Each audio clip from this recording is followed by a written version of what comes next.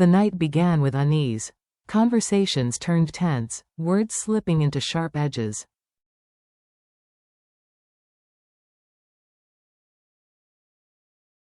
"I'm worried," someone admitted.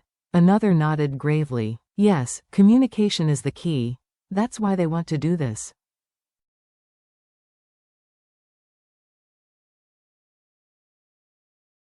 Yet in the midst of this tension, life's ordinary rhythms continued. At the market, a woman asked casually, "How much are these vegetables today?" The answer came simply, "Only 20.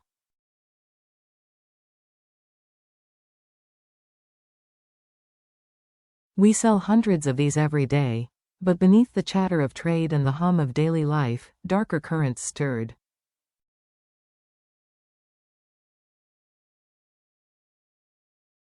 News reports carried troubling updates, whispers of instability. Materials needed to be moved across the construction site.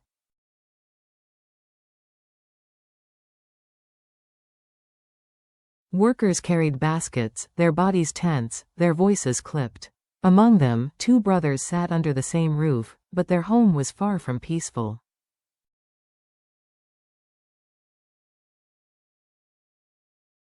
The brothers rift. The elder brother sat at the wooden table, his voice edged with fury.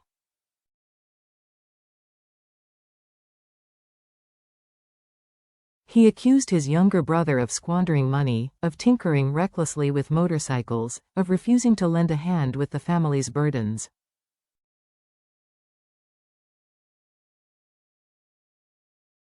The younger one's face flushed red. His fists clenched, his voice rose like a blade drawn from its sheath.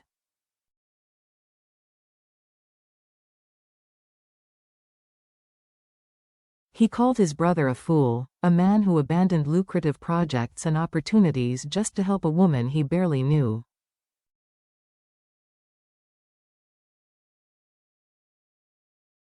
Their voices collided, rattling the walls. It wasn't only money they argued over. It was survival.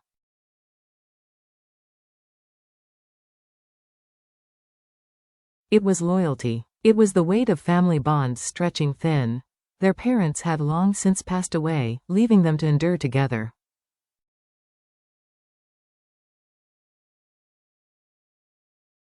For years, they leaned on one another. But now cracks spread through that foundation.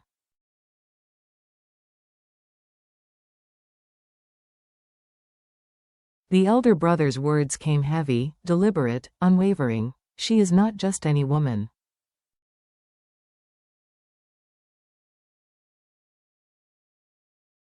She is connected to the man who saved us, who gave us work, food, and dignity. I will not betray that trust."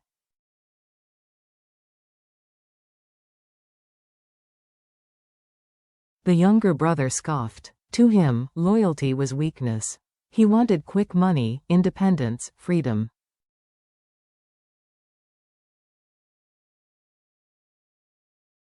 His voice thundered as he slammed the door. "I will not live in the shadow of your choices any longer."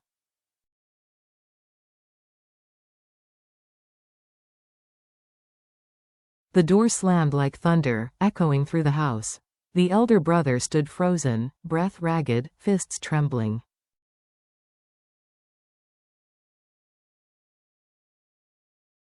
He knew, once his brother walked into the night, he might never return. A mother's quiet life.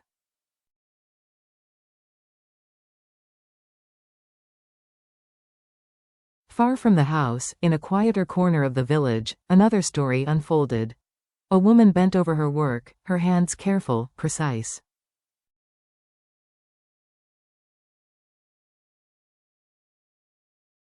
Beside her, a small girl named Nai laughed and stumbled, innocent and sweet, her wide eyes shining with trust.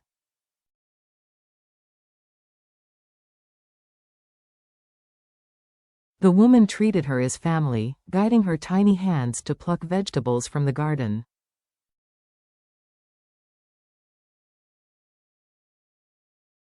She smiled when Nai tripped, quickly steadying her again.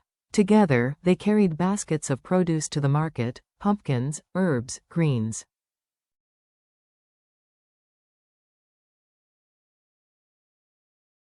Their laughter echoed above the din of bargaining voices, yet even amid this warmth, shadows lingered.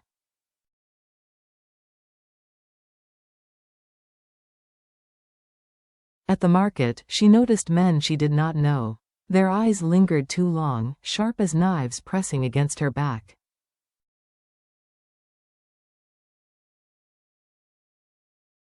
She ignored them, smiling at Nai, buying her noodles and sweet desserts. She wanted to protect the child's happiness, even as unease coiled in her chest.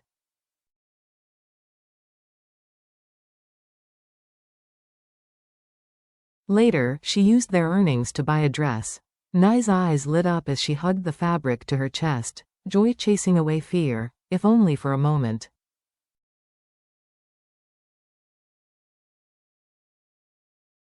The test of loyalty. At the construction site, the elder brother faced his own trial.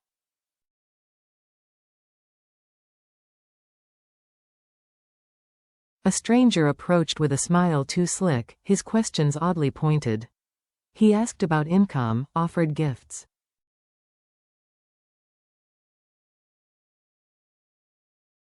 $20 million, just for a meeting. The brother refused.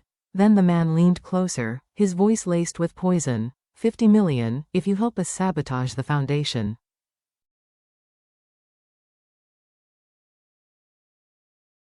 Just one act of betrayal. The brother's jaw tightened. His voice trembled, but his answer was firm. No.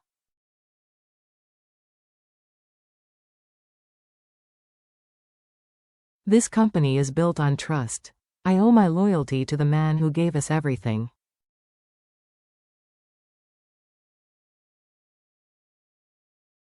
I will not sell my soul. Not for $50 million. Not for any price. The smile vanished from the stranger's face.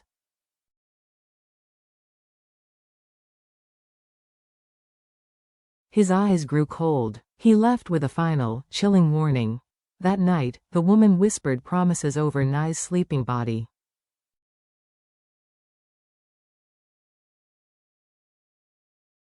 She vowed to protect her, no matter the cost. Yet outside, footsteps echoed in the darkness.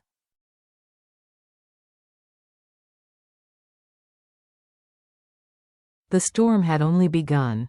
Shadows in the city. Morning broke heavy with clouds pressing down on the village.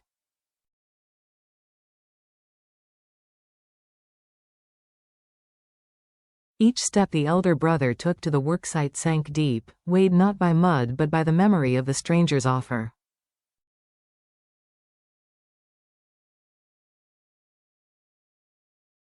$50 million. Easy money. A single betrayal. His pride had resisted, but fear crept in.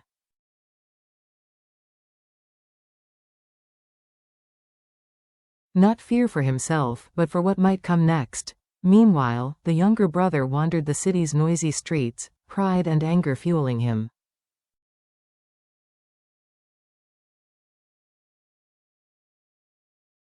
To him, freedom was intoxicating. No more chains of loyalty.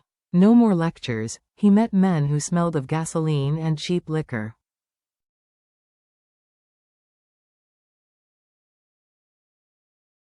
They promised excitement, danger, quick riches. They mocked his eagerness, but they welcomed him.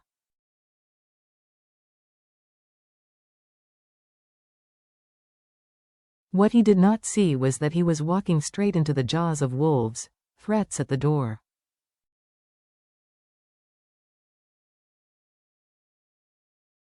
Back in the village, the woman's mornings remained tender and routine. Nai awoke early, reaching for breakfast with her tiny hands.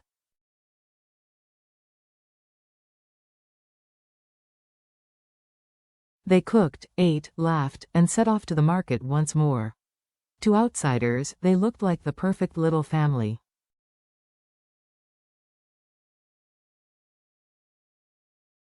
But her unease returned. The same men were watching. Their whispers were inaudible, but their smirks carried meaning. Danger.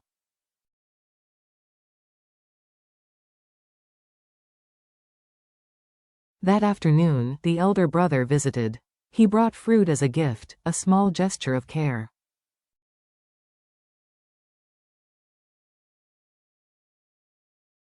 He smiled at Nye, but when his eyes scanned the marketplace, they hardened. He pulled the woman aside and whispered, "Be careful.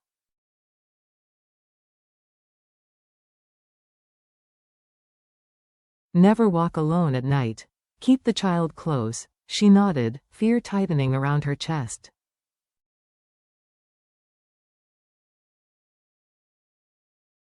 That night, Night twirled in her new dress, laughing freely. But the woman's eyes were fixed on the window.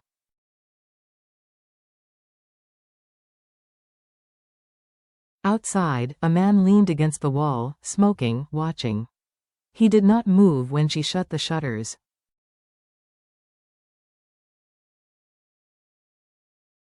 He did not leave when the lights went out. He stayed, waiting. The breaking point.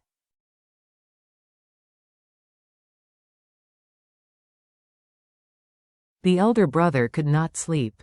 He thought of his sibling, adrift in the city, swallowed by temptation.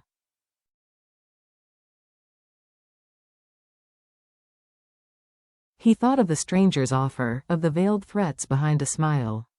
And he thought of her, alone with a child, stalked by shadows.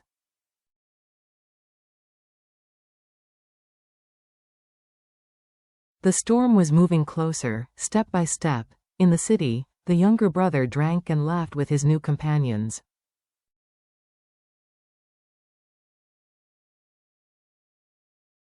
Then one leaned in, breath reeking of alcohol, whispering of a job. Easy money, no risk.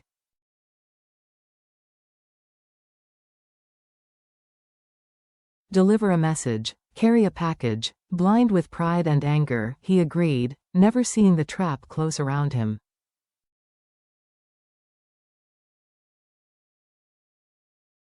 At dawn, horror struck the village. The woman found her garden gate shattered, its wooden latch broken.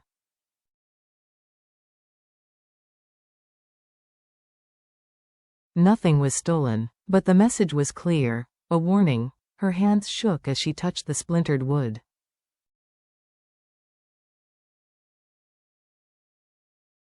Her first thought was of Nye. She rushed inside, heart racing, relief flooding her when she found the girl still asleep, safe, unaware.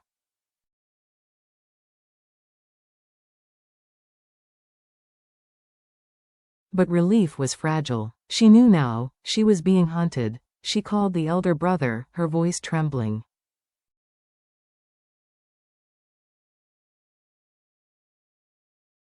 He arrived within minutes, face pale, jaw tight with rage. He examined the gate, the footprints in the soil.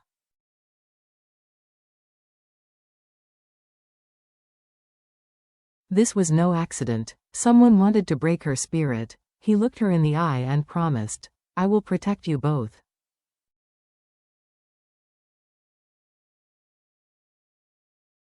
No matter the cost, she believed him. But inside, doubt gnawed. How long could they hold against such unseen darkness?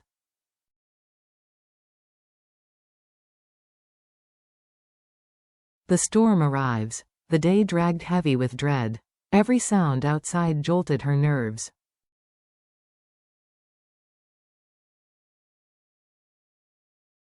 Every knock at the door sent her heart racing. Even Nye's laughter, once sweet, felt fragile, like a candle flickering against a storm.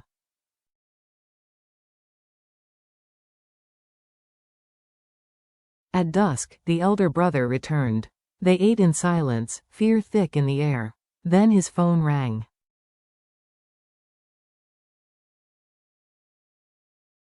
His face darkened as he stepped outside to answer. His voice was low, urgent. When he returned, the news was grim.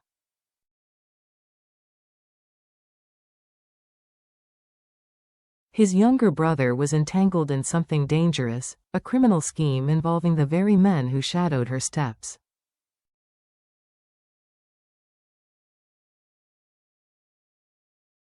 Suddenly, every piece fit.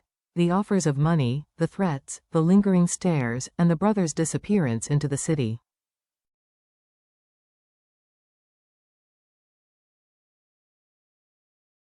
The danger was not approaching, it was already here. She clutched the child, tears streaming.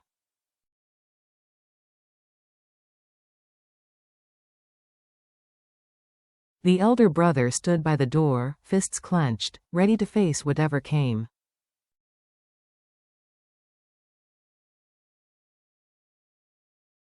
The storm had arrived. Darkness fell, thick and suffocating. Every corner of the village was swallowed by shadow.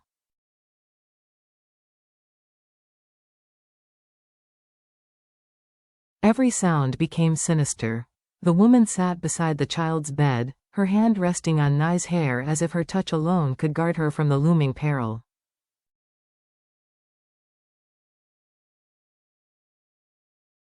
Her heart quivered. She had seen the broken gate. She had felt those eyes watching.